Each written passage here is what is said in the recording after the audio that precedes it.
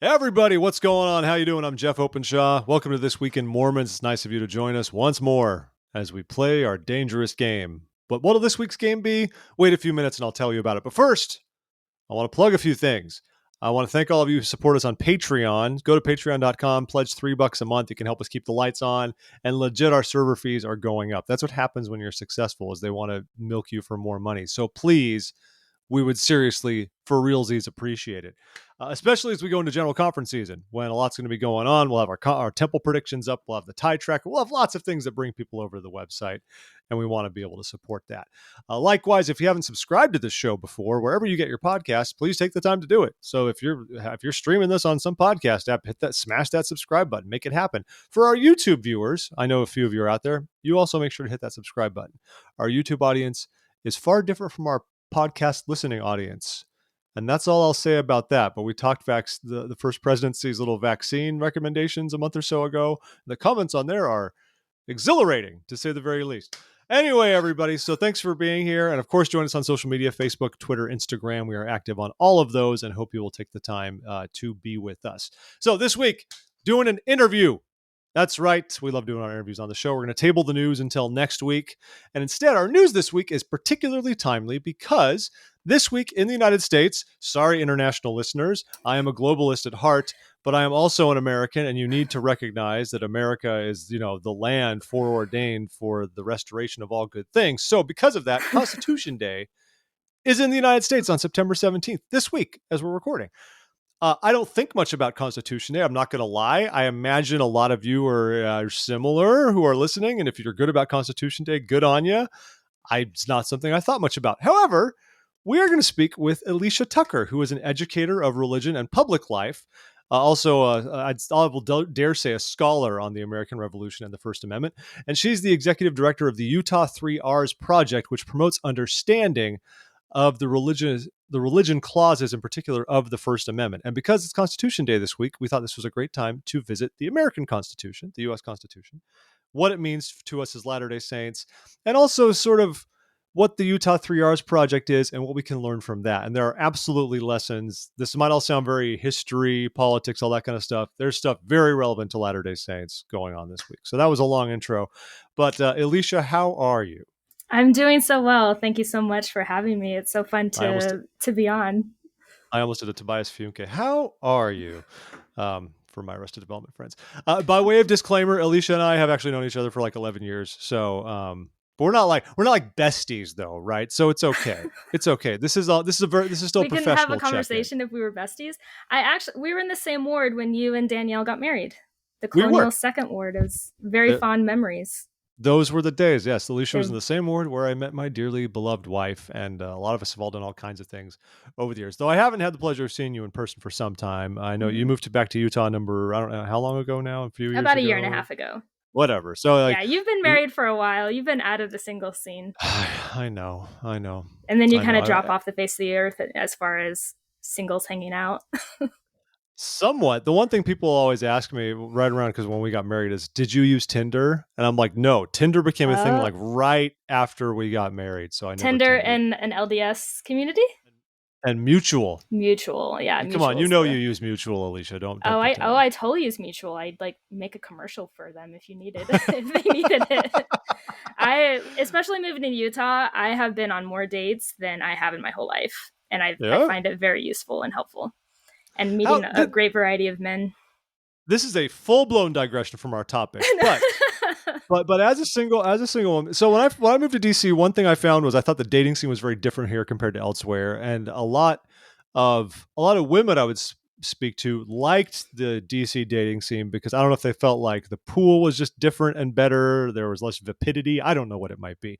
But how's it been for you since you've jumped back and forth and like you've gone on more dates in Utah? So for you think Utah, just from the sheer abundance of single Latter-day Saints, is just in terms of like meeting different people and a variety of different people. I think in DC you're all in the same small community, so you kind of all know each other. So it's a matter of whether you're going to start dating somebody you already know.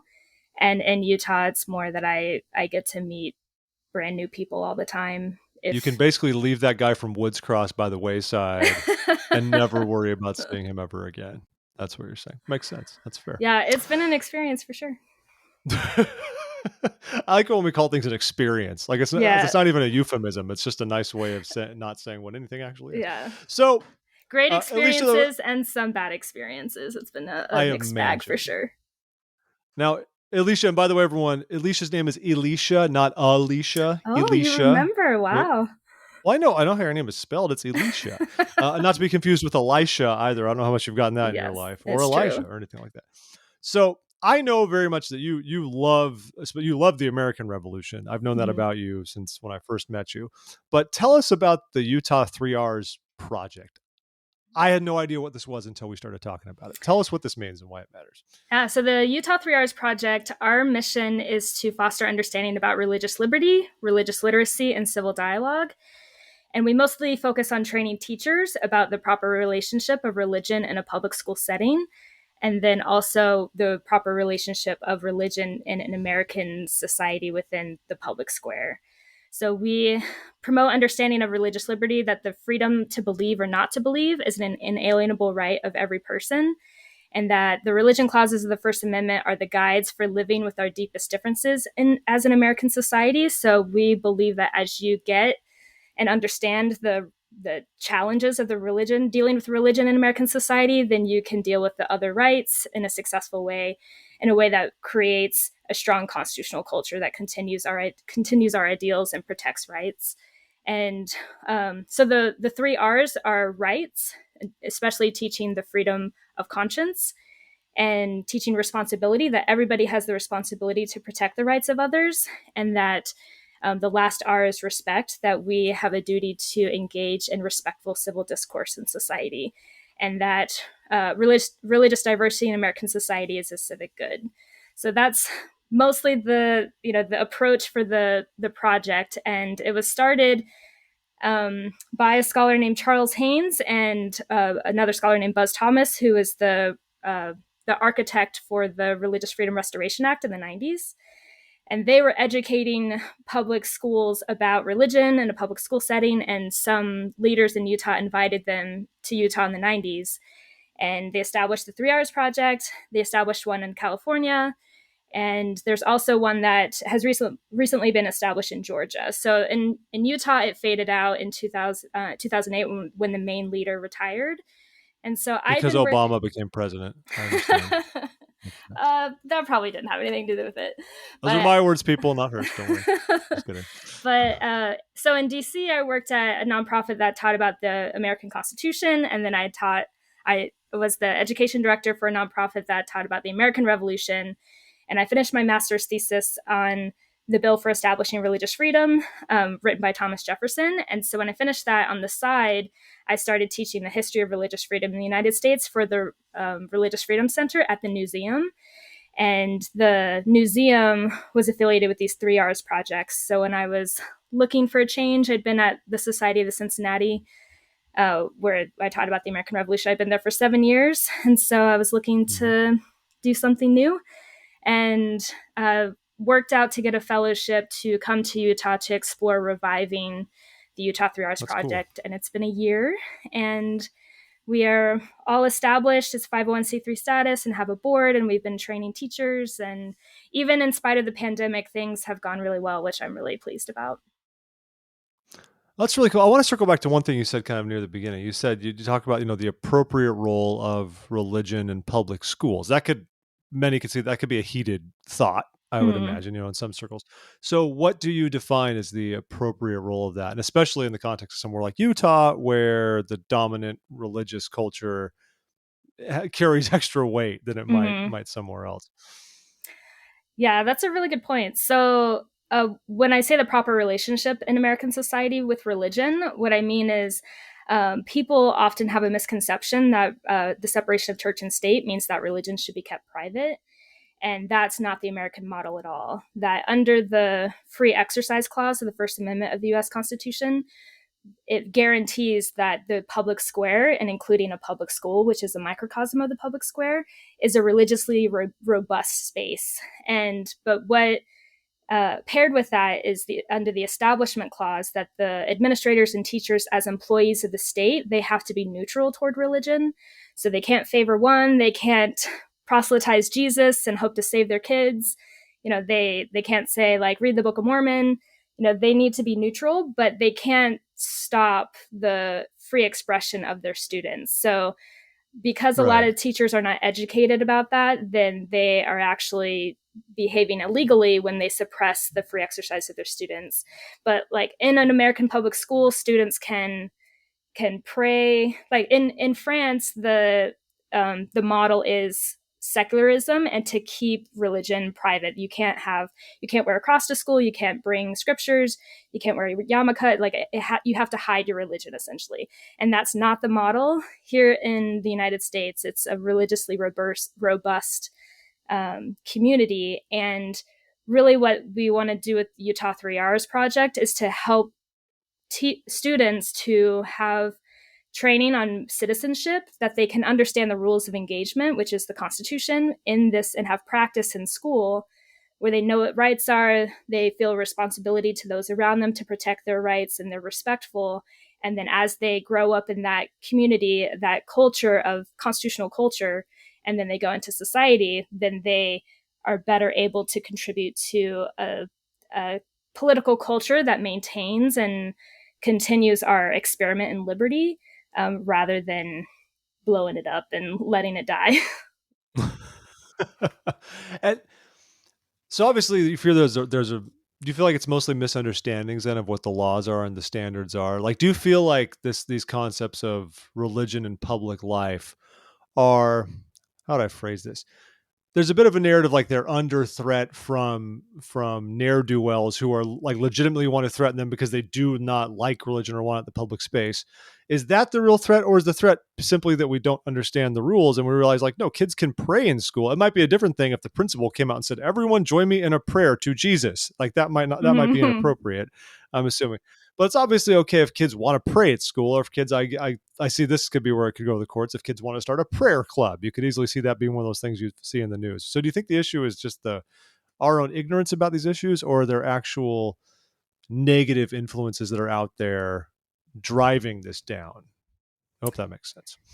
Sure. Yeah. So I would say, well, first it is that teachers are uninformed about religion in a public schools, or are often uninformed, and that they are scared of being sued or getting in trouble. So then they squelch religion. That's one part. But then you're talking more broadly about American culture wars and like the religious right, where they're worried about the end times coming because we don't, we're not, like, people aren't learning about God the way the way they used to. And now, there's other lifestyles that are very prominent in society, and that they need to fight that. So I think a true understanding of the freedom of conscience and feeling the responsibility to protect that conscience helps to solve the problem for the culture wars, because you are engaging in a way that respects somebody else's God-given or natural right. Like, as a Latter-day Saint, I would say God-given, but natural right of of nature, of what we have inherently. So it's I think proper understanding of religious freedom, that it's not just protection for my own religion, but in protecting my own religion, it's also, I feel convicted to protect the religion of others, even if I'm convicted that they're wrong and that their values are offensive to what I believe to be true, that they have the freedom to express that. And I have the freedom to also advocate for what I believe is true, but that we share the public square, that they have just as much ownership of the public square as I do. I could be an active citizen and try to persuade my point of view within the public square, but they have that I can't squelch them and push them aside, that they're Americans too, just as much as I'm an American. Mm-hmm. I like that. So the sort of work you do then, like, what does that involve? Obviously you have a mission, and a lot of this involves educating people about these issues that we're talking about. So as a nonprofit, where do you wedge yourself in here in these discussions about public education, religion, respect, like I said, rights, responsibility, respect what is it you put out? What is the product? I guess we could say, not that you're not that you're, you know what I mean. It's not a product, but What are you hustling? what are you hustling? We What's your downline? Tell me more. So the competencies that we promote are religious liberty. So understanding the law and the history around, so the development of the religious freedom clauses and the history around them, and then the Supreme Court cases, especially when it comes to public schools. So that's the legal education, and mostly for teachers, but then we develop resources that the teachers would use with their students. So it's student-facing resources that we train teachers on how to use. So religious liberty, and then religious literacy, so knowledge about different religions. So when teachers, especially in social studies classes, when they're teaching about religion, that they can do it justice and in a respectful way that doesn't promote stereotypes. And then if they're not teaching religion, like if it's some, computer class or like art or whatever, well, religion comes up in art too, but Yeah, of course. but that teachers can be informed of the different kinds of religion that of the students that could be coming through their classroom, so that they can be respectful toward them. So Utah, especially right now, it's the demographics are changing quite a bit, and so there's a lot of teachers who maybe they're only familiar with being Latter-day Saint, and they're not familiar with the different ways of being religious, and so that they could recognize that and be respectful toward that for their students instead of squelching it. And then the last one is civil dialogue, which I really thought that we would be doing more religious liberty, religious literacy training, but really the last year, especially after the election, we decided that there was really more of a need and an interest in civil dialogue. So we've been doing civil dialogue training. But the examples that we use are ways that people are successfully having hard conversations across religious differences, because the religious differences go so deeply to their values and how they see the world, that if they can understand how to have a hard conversation across those differences, then having hard conversations about whatever else is a lot easier.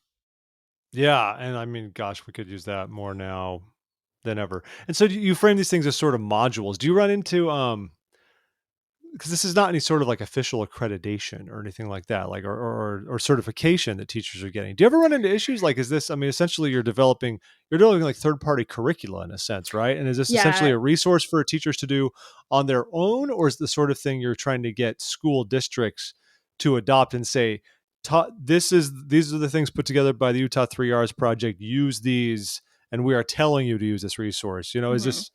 Yeah, that's a really good question. So it's supplemental curriculum. So I'm not like developing several units of a whole American history class. It's more like when you're teaching about these things, like these are really good resources. Like, for example, now that I've just finished this Constitution Day lesson, then I'm going to start, and I've started conversations of developing resources about the religion of Utah Native peoples.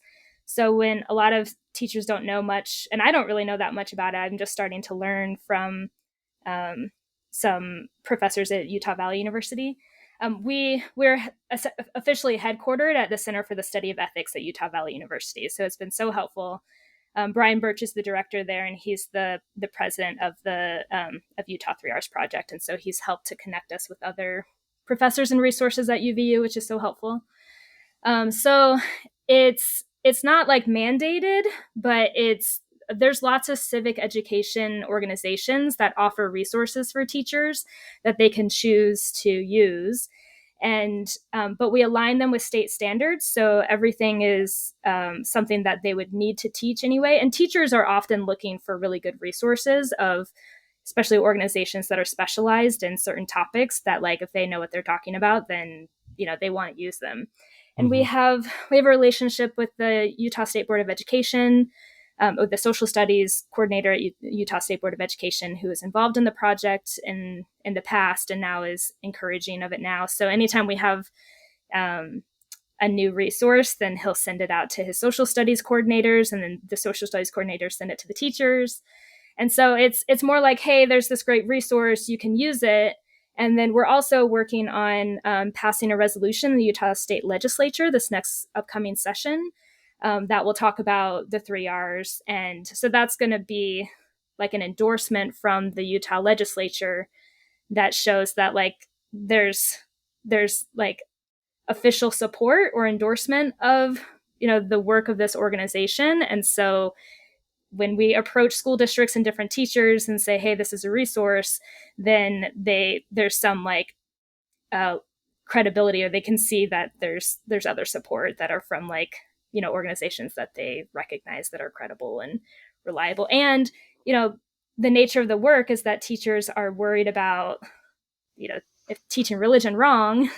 And so if we have this support from the Utah State Board of Ed and then the legislature, then it quells the nerves of teachers that might otherwise be worried about what hell they might bring. Right.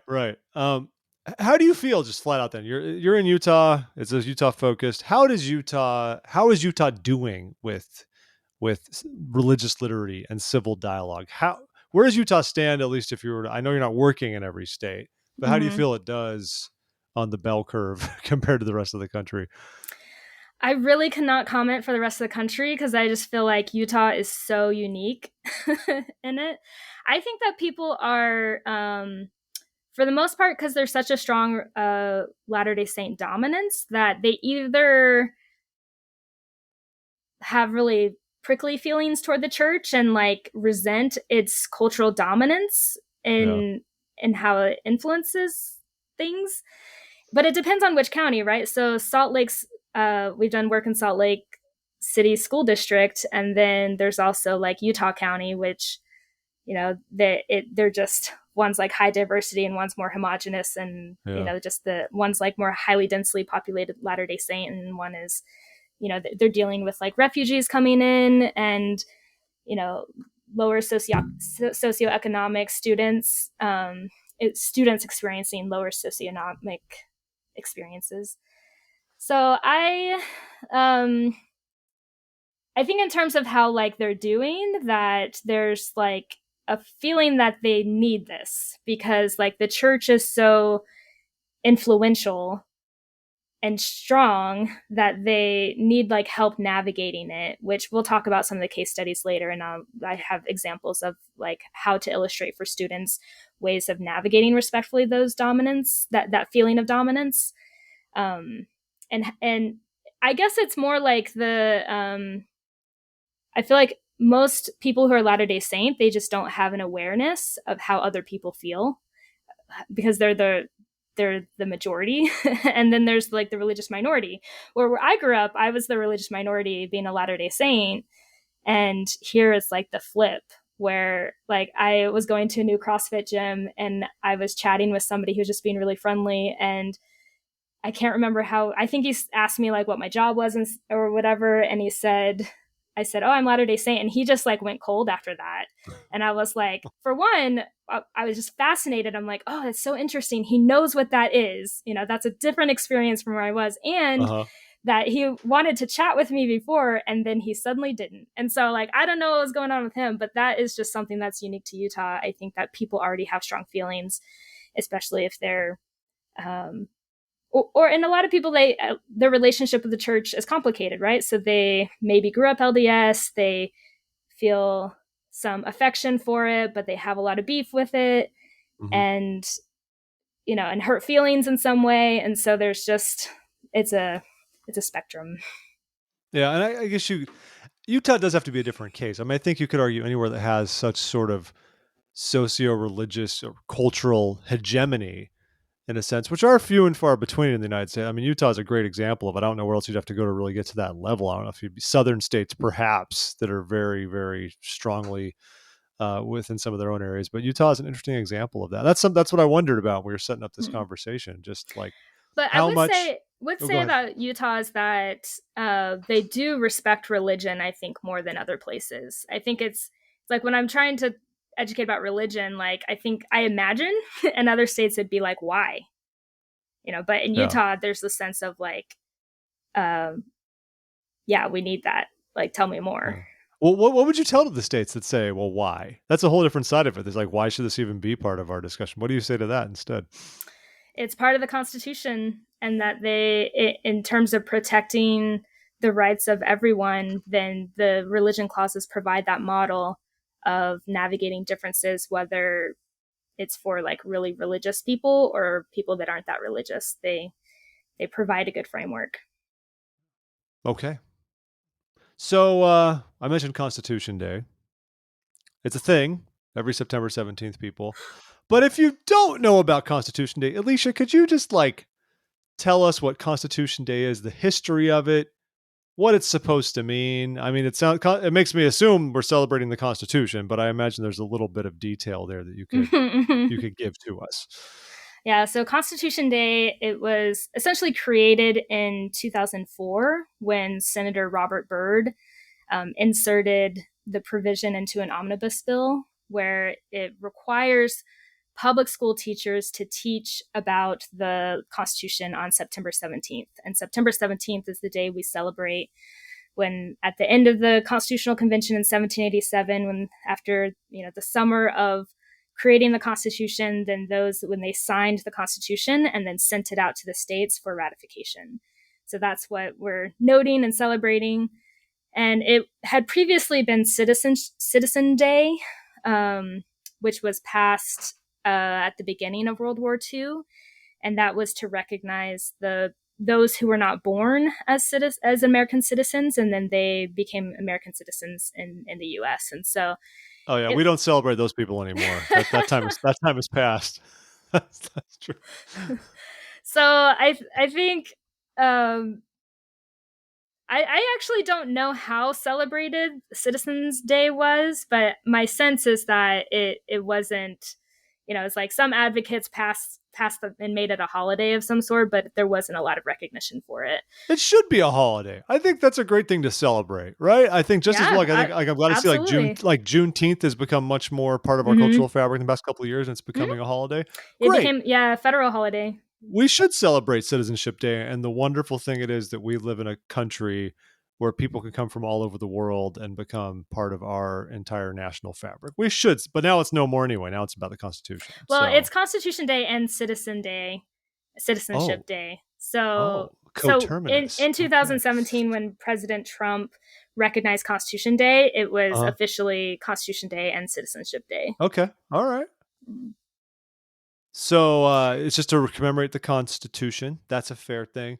Obviously, I'm thinking about the members of our faith. We have a unique relationship with the Constitution as Latter-day Saints. I'm not aware of any other faith. I might be historians. Please knock me down if needed to be.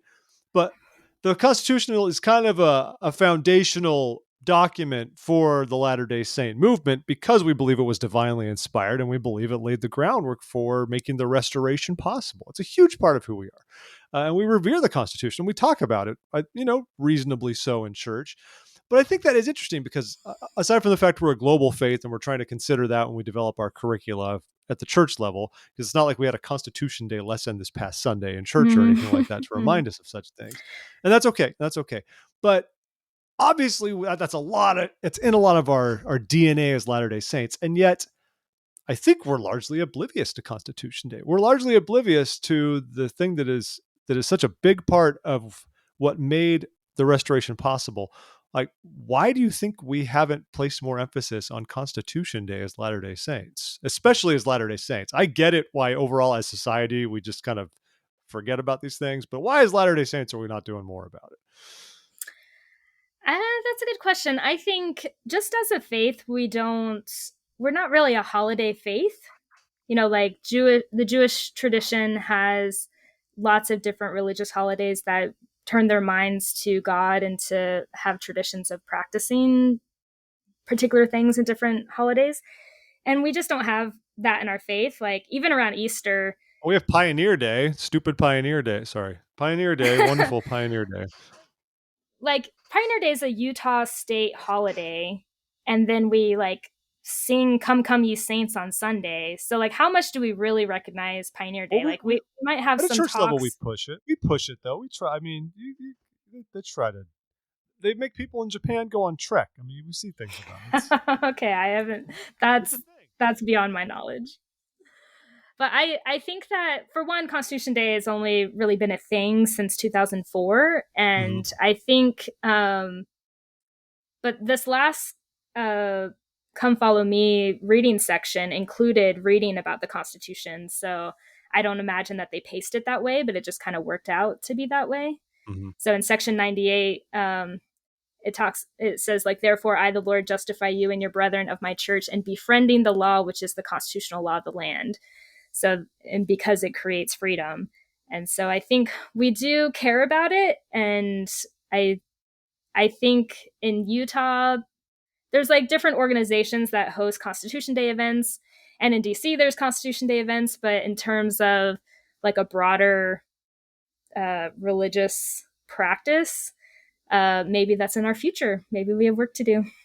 I think we need to make this a thing.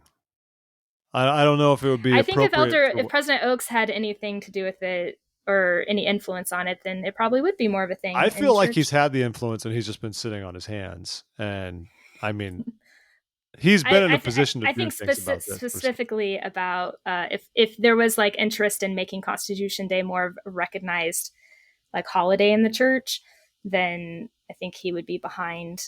He would support somebody who is advocating for that. All right. And you should make sure to say advocate. Don't say agitate, and don't march on Temple Square demanding it. You're going to find yourself in bad, just not the place you want to be. You got to find that balance.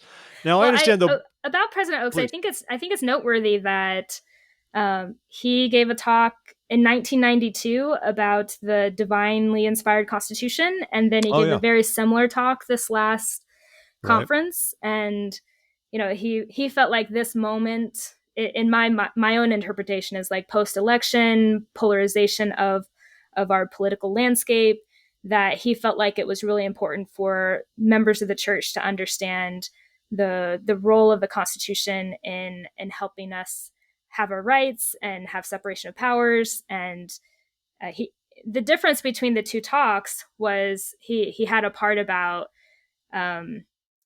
sometimes you have to support political candidates that you don't necessarily want to support, but they're the best option, and that we shouldn't judge each other for, you know, whatever our political views are, and we shouldn't bring them into church, because then, you know, that actually hurts people's faith when they hear all this political rhetoric at church, and especially if they disagree with it. So I thought that was really interesting, that it was essentially the same talk, but he added those two notes. And it's important for our time right now. At least he thinks so.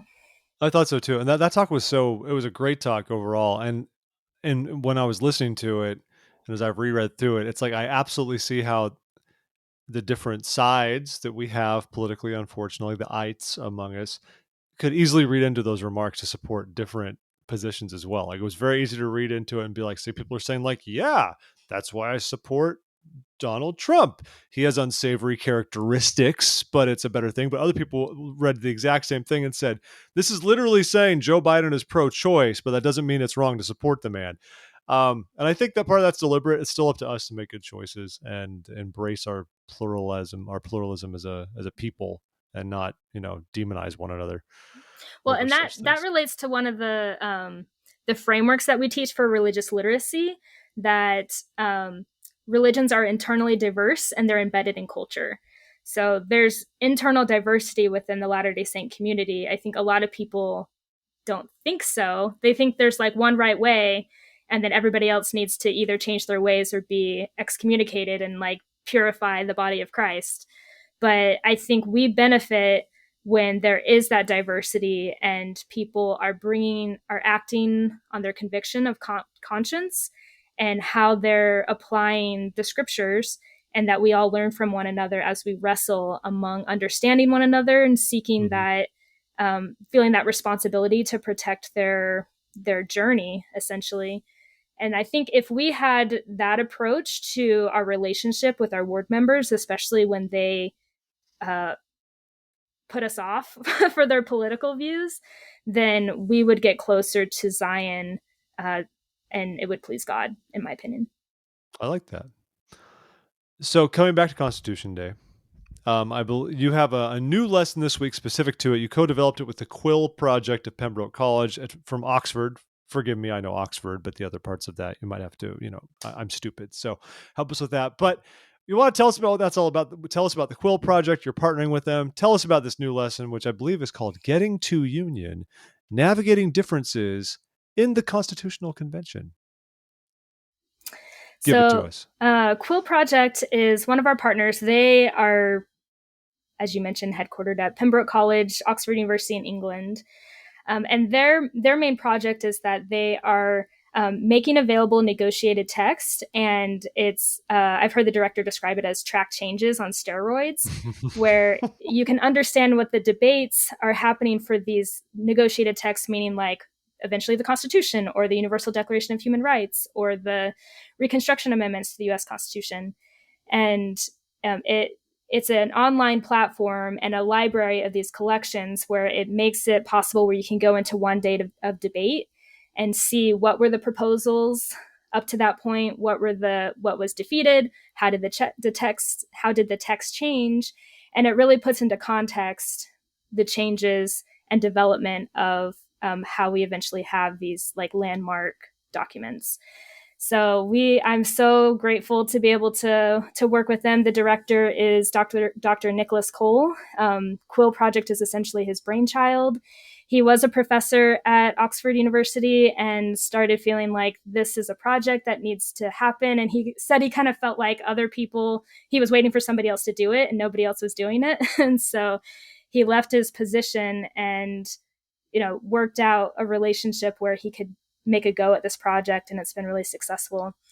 And so he and I have worked on this lesson together, and so it's a really sophisticated library for researchers, and they want to be able to make it accessible for classrooms so that they can learn about the Constitution and using really accurate resources. And so he and I, this is the second lesson that we've done where we work together, where I'm like, help them understand what the standards are. We talk about what the history is and what we want to emphasize.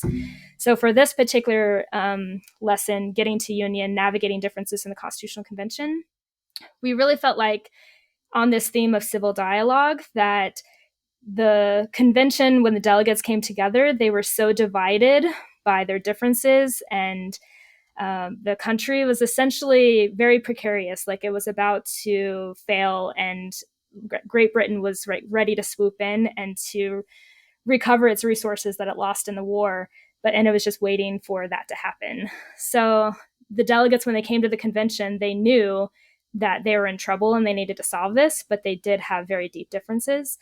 And we felt like that was the model, or that how they came across, how they navigated their differences to create this enduring union is a good model for where we are in this political moment, especially for students, and understanding that we can look to the Constitutional Convention, because a lot of times people have a broad stroke of like, well, the founders believed, but if they really understood the history, the founders were very divided. They negotiated deals to accept different arrangements in order to make the union. So that's compromise. Oh, yeah. Go figure. But the lesson focuses on how fragile things were, and then what was the process they set up in order to make space to navigate these issues. So the process was that they set up a set of rules from the beginning where everyone could air out their issues or their grievances, and every delegate was allowed to debate things at least twice on an issue, and that they were really clear on what they were debating. They had things written out. They distributed copies of what they were debating to each of the delegates. And then if something was too complicated, then they formed a smaller group and had different viewpoints of delegates representing different states from different viewpoints. And then they worked through it as a committee and then came back to the group. So this process helped to develop trust among the delegates. And we emphasize in the lesson that it's because of this process that those compromises were possible. So we highlight the compromise over representation, that the main fear of each of the states coming in were that they were worried that they were going to lose their voice and also their power that they had under the Articles of Confederation. which was the previous government that they had during the war. So within that context, then they were able to work out representation, and they also worked out compromises over slavery, which Hamilton and Madison early in the convention tried to work out how not having some states have an advantage, the slaveholding states to have an advantage, but it didn't get anywhere. But that was early in the convention when they hadn't gone through this process of navigating their differences and then building this trust.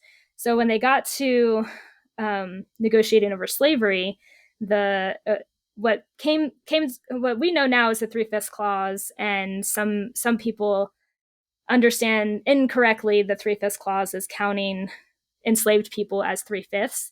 But really, what the deal was that they worked out was that the slave states wanted to count all their enslaved people in their representation, which would give them more of an advantage because they had more people and they had more enslaved people.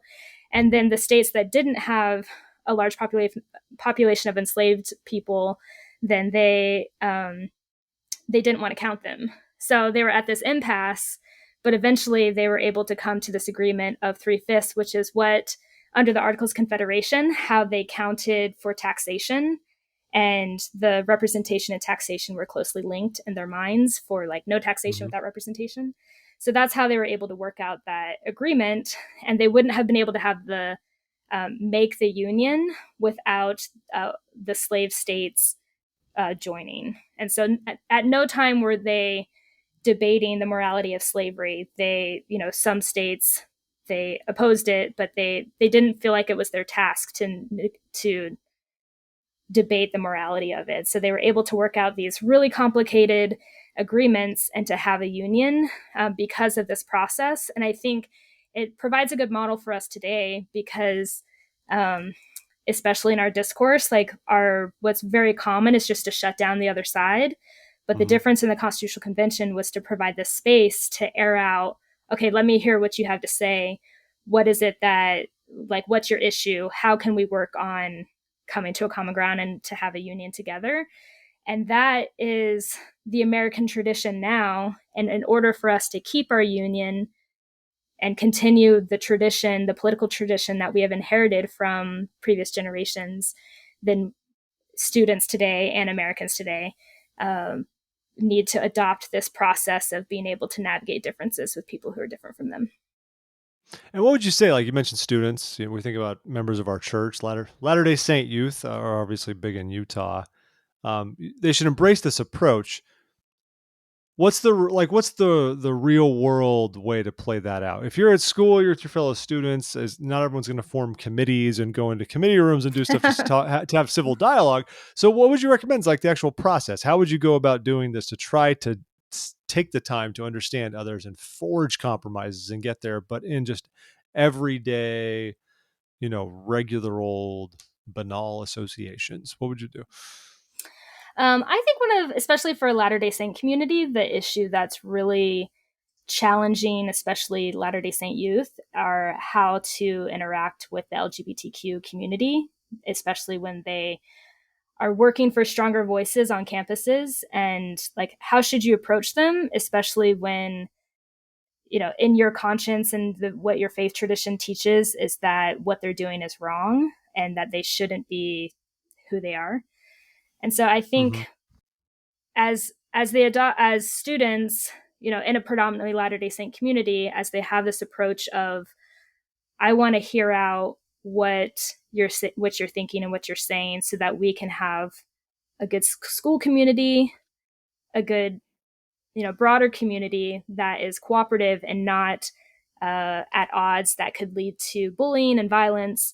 That I think as they give space to seek understanding of these issues, then that provides a model for how to navigate differences, especially because if they're not going to agree ever, or like maybe someday, but like at least in the immediate future, I think the approach is not to try to persuade somebody else, but more to live successfully in the public square in a way that helps to preserve our experiment in liberty instead of being at odds with each other, that makes it more and more at the structure of our government itself at risk. Yeah.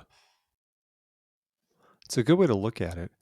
And so of course, students are one thing. And I love that you brought the LGBTQ, I want to say the question, but that's a real issue facing us as Latter-day Saints. I mean, obviously it's been in the news. I'm sure you tracked some of what Elder Holland said the other week, and that had ripples throughout the Latter-day Saint community. And there's a lot we're still figuring out and the right way to represent ourselves. And likewise, you focus on students, but you mentioned before, you're developing essentially modules, you're developing lessons, supplemental lessons for teachers as well, and for Utah public school teachers. Likewise, I'd love to know what you do to approach civil dialogue, how you approach civil dialogue, and maybe have you done like case studies that you teach to these teachers, and particularly how they might relate to just how they would relate somewhere like Utah when there's such a dominant culture in Utah, like we've talked about before, the cultural hegemony that Latter-day Saints have in Utah. You've told me you've had case studies before. We were talking online. I'd love to learn about these. Like, what are these case studies you have that you've used to illustrate these issues to teachers and help them then convey those lessons to students? Sure. So we have some online student modules of case studies of things that happened in Utah where they model successful civil dialogue across religious differences. And so the way that we approach civil dialogue is what we call the KAZAM method, that KAZAM meaning knowledge, skills, attitude, and motivation, that in every dialogue, there's these components happening. So each of the case studies that we have, which are available online at utah3rs.org under Utah case studies, each case study illustrates one of the components of the KAZAM method of knowledge, skills, attitudes, and motivation. So the first case study that we have is for knowledge. It is an example of some Bosniak youth and some Latter-day Saint youth that got together. It was an event that was sponsored by the Religious Freedom Institute, which is headquartered in Washington, D.C.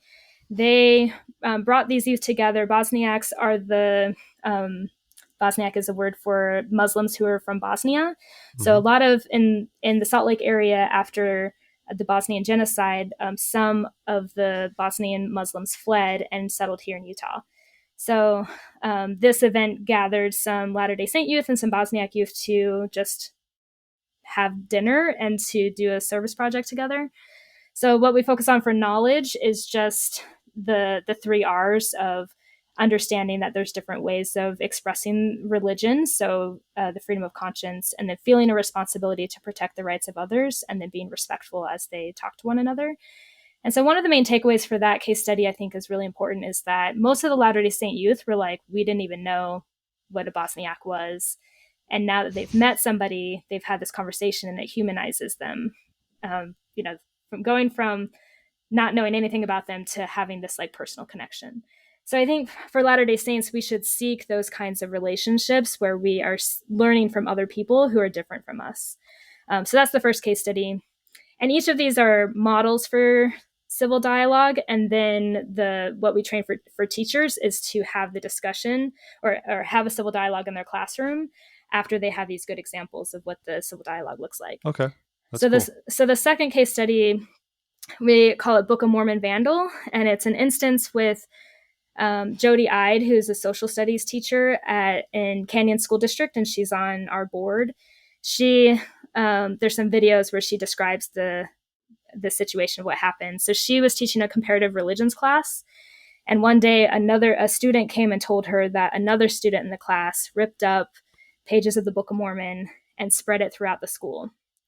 And Jody was really disappointed because they'd had lessons about treating sacred texts with respect, and not just the Book of Mormon, but other religious texts too. Sure. So she says that she went to her principal and was like, "This just happened. What do I do?" And her principal said, "I trust you. You could do it." And so she went back to her class, and before it started, she put the chairs into a circle, and she said, like, from the beginning, she's, "I'm not going to talk. I just want to listen today." And because all the students knew what happened, like word gets around in school. So Sure. she just sat back and she said it felt like forever. But finally, the students started talking. And the student that she knew ripped up the Book of Mormon and spread pages throughout the school. She didn't talk much. But the other students, especially those who were not Latter-day Saints, they started speaking up about the hurt feelings that they had over the years, where they were not, they used to be invited to birthday parties and then they no longer were. And then they would be treated in a friendly way and invited to lots of activities. But then when they weren't interested in joining the church, then all that stopped. And Mm-hmm. so they essentially were like sharing this pain. And she said there was one girl in particular who was on the seminary council who was just really empathetic and kind of like owned it for the whole community and said, I'm really sorry that that happened to you. I'm sorry that, you've been treated that way. And, please help us to like make it right. And so I think that student is a great example of how we should all be as Latter-day Saints, where she wasn't aware of the impact that, how these students were hurt from this predominant political culture, but she was seeking to repent in a way and to make it right and to show empathy and to um, extend, like, she didn't ask for forgiveness, but like have that feeling of it. So that's another case study. We use that a lot with teachers. And then the next case study, and that one is skills. So, and teaching the students the skills of listening, because a lot of times, and this is also in the Preach My Gospel training for missionaries, that you don't need to listen for what you're going to say. You need to listen for what you're going to hear the person say instead of like preparing what you're going to say. So listening and then sitting with the discomfort. So like having these kinds of conversations, it's a skill to be able to be uncomfortable and like know that's okay, because a lot of times you want to jump in and like make it better or like overcome that discomfort. Yeah. Yeah. And then the other skill that we talk about is using sentence frames, which we have like a worksheet that says like ways to start a sentence. It's support for the students as they start practicing dialogue, where it's like, I hear what you're saying, this is what I was thinking, or that connects to something that I thought about, or whatever. There's like structure for that. Yeah. So the next case study is it's a case about attitude. And we talk about having an attitude of openness instead of being defensive, that we have an attitude of seeking or feeling curious to learn about somebody else. So that case study is about an LGBTQ advocate and what we call the Mormon Mom. She's a self-described Mormon mom, where the LGBTQ advocate, her name is Reverend Marion Edmonds Allen. She's the director of an LGBTQ advocacy group here in Utah called Parity. And she had a homeless shelter that she couldn't publicly say that it was for LGBTQ youth, but all of the population coming, this was in Ogden, had youth who came out to their families and were rejected and left their homes, and then they came to her shelter for it. Mm. So there's this other woman, Laura Warburton. She had a kid who was being bullied and didn't know that the school didn't tell her that her child was being bullied. And so she wanted to do something about this. So the next legislative session, she approached her representative, and they worked together to draft some legislation that would require school districts to inform parents when their kid was being bullied. So like pretty straightforward, or at least you would think so, right? So Marion was hosting found out about this legislation, and Gage Frower, who is the representative, found out about her and invited her to his office. So the way they describe like their first meeting, like Marion says, like she felt like she was being called to the principal's office. She was very like anxious and worried like how this was going to go down. And in that meeting, she was describing like you can't pass this legislation because it will out students, or it will out kids to their parents, and that will be worse than the bullying. Like sometimes they're being bullied for their sexuality, and they will be, and if their parents find out like that's why they're being bullied, then their parents are going to know about this, and that's worse to them. Yeah. Right. So And she's like, and then they become homeless and all this. And Laura describes how she says like, oh, we don't have homeless kids in Utah. And she's like, we're a state where we take care of our own. And Marion describes how she's like, you want to come to this homeless shelter and yes. and see. So and Laura, in her video, she describes how she was really anxious about starting or even a working relationship with Marion, because she says she's a very tough woman and she didn't want to be perceived as being gay. At the time she felt that way, and that she was worried about like just kind of some advocacy with her. But eventually, because of this openness that they had, they learned from each other, and they come to have this great friendship.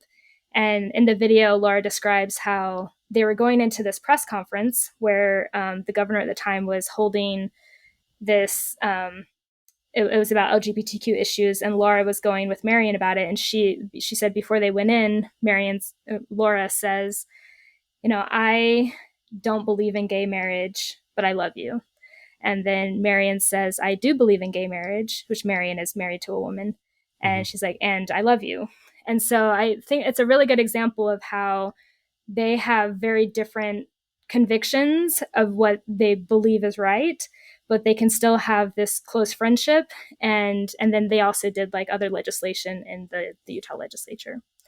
So the last one is motivations. So the two motivations that we talk about is like, when people come to dialogue, one of the motivations can be that they're feeling pain and they want the pain to stop. So they're looking for a conversation, have a conversation to make that pain stop. And then the other one is that they're looking for ways to collaborate to make the world better. And that case study is about an atheist. They're both University of Utah students. One is atheist and one is a faithful Muslim. And they both describe their like faith journeys, essentially how they arrived to being where they are religiously. And what I think is really interesting about that one is that Hamza is the Muslim guy. He is describing how when September 11th happened, we just had this anniversary, the 20-year anniversary. Right. Some kids at school were calling him Osama, and somebody else and some other kids stood up for him and said, that's not right. If anybody does that to you, then like, let me know, essentially, like I have your back. And Austin, who's the atheist, he says that, man, nobody has ever done that for me. He said, I don't tell people about his religious views, that he doesn't believe in God, because he's only faced like animosity and mistreatment anytime that he reveals it. And Hamza like expresses like, disappointment that, I'm sorry that you haven't experienced that. But I think that's a big reflection. And they both talk about how hard it is to be a religious minority in a predominantly LDS culture. But what I think is really interesting, that like that reflects how, especially in the Latter-day Saint culture, that like some faiths, we accept different faiths and not others, right? So we can respect a faithful Muslim, even like the church even helped build a big mosque here in Utah. And so there's like some support for that. But then for the atheist, that, he is faced with all this like essentially persecution. Yeah. Or the former Latter-day Saint community, which is like a community unto itself. I mean, it is. That is a really good point. Yeah, I agree. Yeah, that's tough. So these case studies are models for to show students like what these conversations can look like. And then we have some newspaper articles that teachers can use to facilitate a dialogue in their class. And the newspaper articles are about immigration, LGBTQ rights, conspiracy theories, the Capitol riot, like other things. So they're hard topics that students want to talk about and teachers want to be able to talk about with their students because they want to. The students want to. So it's like a structure to help them have these hard conversations, but in a respectful way. So I think like that's a model for them. And another thing that we share in the training with this with the teachers are what the outcomes of dialogue are. So the dialogue, often it's a conversation between two people or so, but then the outcome can be legislation. So we use the example of the Fairness for All initiative Mm-hmm. that in 2015, the church coordinated with other LGBTQ advocates in Utah to pass legislation that protected rights for employment rights and housing rights and public spaces essentially for LGBTQ people. And that came about from some personal conversations. As a result, after you might remember in 2009, there was a controversy where two men were kissing on church property on the Main Street Plaza. Yep. And Yeah. Wasn't that the one that Stephen Colbert like planted them there? Maybe this was a different one. Anyway, no, continue. It's I been a don't, thing. it wasn't planted because they were coming home from Oh no, this one a was the play. Stephen Colbert did the thing where they just held hands in front of the fountain, and the security came and escorted them out. But I like Oh. continue your story. Continue your story. Well, anyway, the two men kiss and the security guard comes up and says, like, you can't do that, you need to leave. And so the men felt like they were being targeted because they were gay, and it got out in the news. It was right after Proposition 8 in Yeah. California, and so there's a lot of really hard feelings. And a few days later, Dita Seed, who was a Salt Lake City council member, organized a kiss-in on the same property where she had some same-sex couples. They were up to 75 where they were kissing on the property, and the security came and said, this is private property, there's no protesting on this property. And they didn't leave, and so they called the Salt Lake City police. So it's like just not a great experience. And so Dita contacted the public affairs department of the church, and this, I found out this story from Bill Evans, who was working for public affairs. Mm-hmm. And he said, Dita said that we need to do better than this, like we're not getting anywhere. So they started to have meetings or conversations just where they would get together in somebody's home, representatives of Equality Now or Equality Utah, and the public affairs staffers from the church. And they would just get together. They weren't trying to work anything out. They were just getting to know one another. And Bill Evans describes how he became really good friends with the director of Equality Now or Equality Utah, and who is a woman married to a woman. And from these conversations, they started feeling like, well, what can we do to protect LGBTQ rights in Utah? So then from that is how they started building the coalitions that eventually passed the Fairness for All initiative in 2015 that protected housing and employment rights. So I think that it's an example of an outcome of dialogue. And I want members of the church to know more about that, to know that more, because I think it's a model of how the church engages in the public square. And that's what the Utah 3Rs Project is trying to promote, is like navigating differences in the public square. Like the church is willing to work out this protection across differences. So there's these external conversations within the public square, and then we have these internal conversations, which we've seen recently with Elder Holland's, talk at BYU and the aftermath or the response to it. That's internal diversity and conversations, and that we're figuring out as a community. But then how we navigate being in the public square is different than how we navigate influencing within our community. Yeah. One thing that I've been thinking about with all these examples is obviously some of the case studies are made for a school setting to talk through. So you're doing that with a class. But what pops in my mind is social media. Can we achieve any of these things on or basically, how do we do this on social media, or can we at all? I mean, I think so much of this comes down to taking the time to be with people and understand them, and the fleeting engagements we have on social media don't lend themselves to that. But I'm curious if part of 3Rs it takes in any of that. Do we have a plan how to deal with social media? Because it's not going away, but the problems are growing probably on there when it comes to misunderstanding and polarization.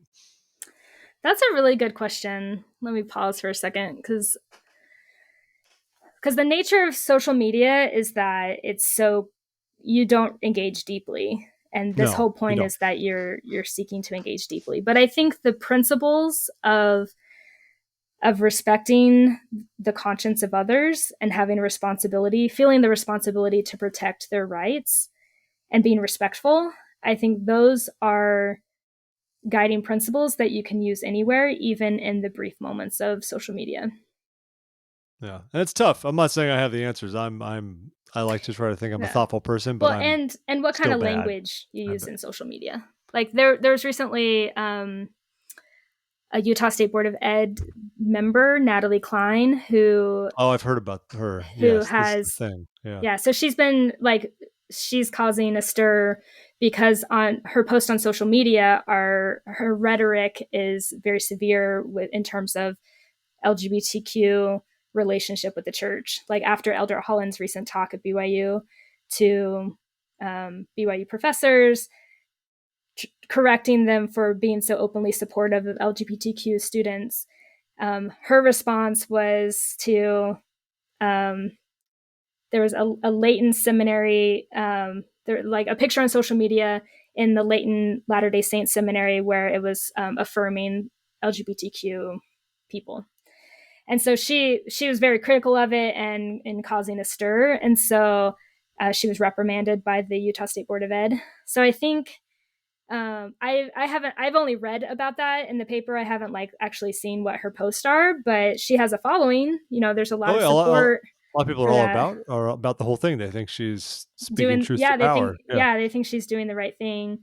But I think the 3 R's mindset of if she, instead of like walling things up and blowing things up, I think the approach in order to be successful as a country moving forward and to keep our country, our experiment in liberty, then we need to be able to have successful conversations across differences. And she, in my opinion, as a representative of the state board, is hurting students. And she could have been, it'd be less hurtful if she was just a parent that had an opinion.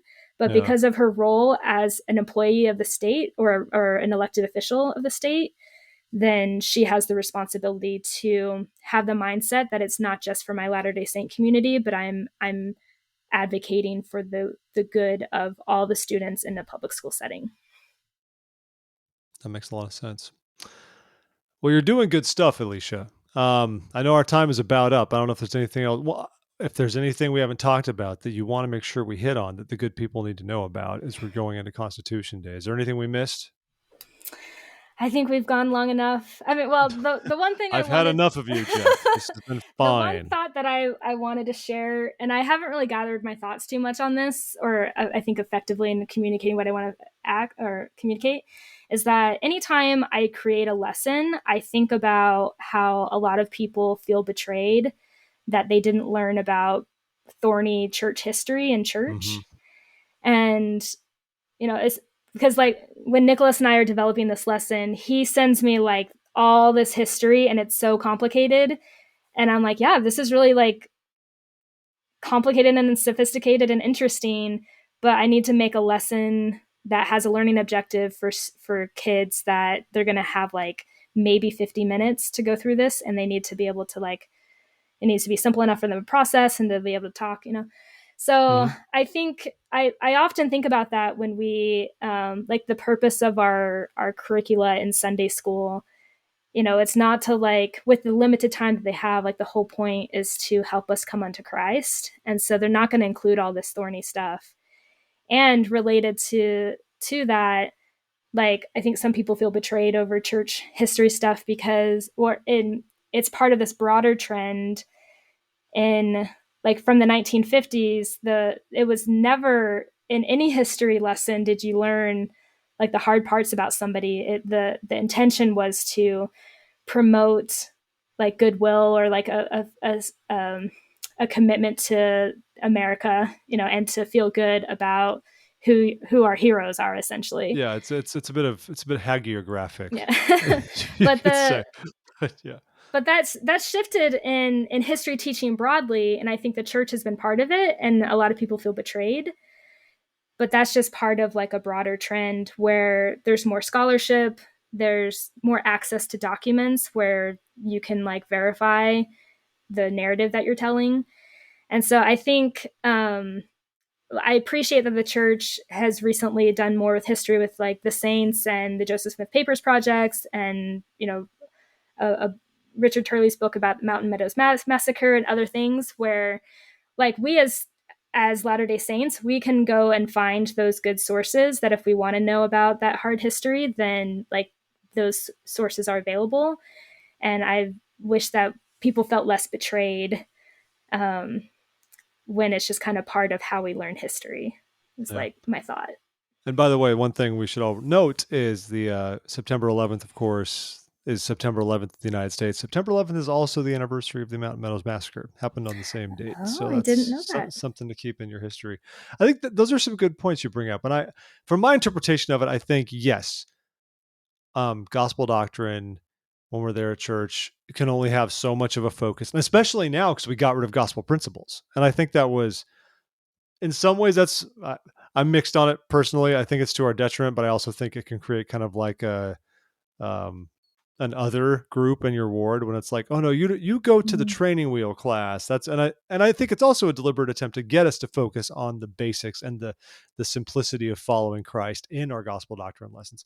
But I've rarely been to gospel doctrine lessons that get super in the weeds on a lot of aspects of church history, and I'm thankful the church is being more transparent than they used to be.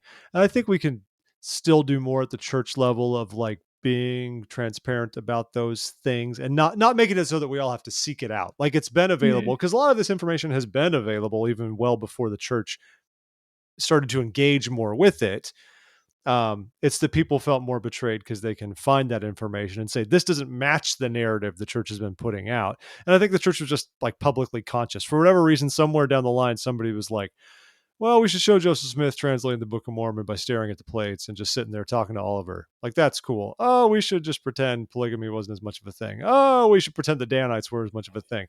Because I guess we could say it makes us look weird or bad or any of these things that we worry about, right? But I'm glad we're getting to a place where we're trying to reckon more with that. And I think that demonstrates maturity as a faith to acknowledge those parts of our history, to say some things we don't fully understand. I mean, and we don't. And there's things that I'll forever not fully understand or be 100% comfortable with. And I think that's just something we work through. But like you said, the resources are there, but I think we're getting to a place more culturally where hopefully this wouldn't be like a time 30 years ago. We mentioned last week on the podcast, the anniversary had come of the old September 6th excommunications from the early 90s, for example.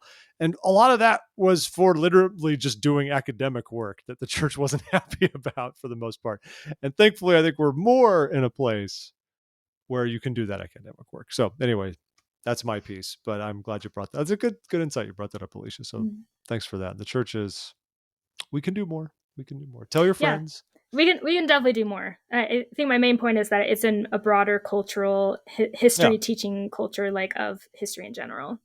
But I think we like one last thought is that there is this like culture war of like, do we teach the truth of all the hard things and then it causes cynicism among students, or can we teach them in a way that makes them proud? And that's like, the liberal conservative dichotomy of like, a lot of people criticize President Obama because they thought that he wasn't proud to be an American. But I think we can always teach the truth, and like we need to teach the hard things of history, especially slavery and our racial history, but that we can be proud of the what was established, the structure that was established for us, which requires responsibility for every generation to make the Constitution and the principles of the Revolution their own, and to feel a responsibility to protect the rights for others, and to create a union in our generation that it can continue to the next generation. We can be good points. Good points there. And I don't want to get into critical race theory necessarily, but I like the idea. But I think that's an issue that has a lot of misunderstanding. And like you said, it becomes political. It becomes about bogeymen. It becomes about all those sorts of things. And I don't know what all the perfect lines are. We want to be proud of our country and patriotic, but we don't want to just like wash away the stuff that is something that can teach us valuable lessons about even missteps we have made. America is a wonderful place, but of course we've made missteps, and the best thing is to learn from those, not to wallow in our shame and say that we're just like trashing America or something like that. It's funny you mentioned people saying Obama wasn't patriotic enough, and I think we could have a whole discussion about cultural norms and expressions of patriotism by political affiliation, and how that's a whole other thing. I think you know what I'm getting at too. I mean, the Republicans are more outwardly patriotic a lot of the time, and a lot of liberals are less so, but they might still feel patriotic. What is patriotism? I don't want to bore everyone with the whole discussion about this. Alicia's a historian, would probably love it, and I would probably love it too.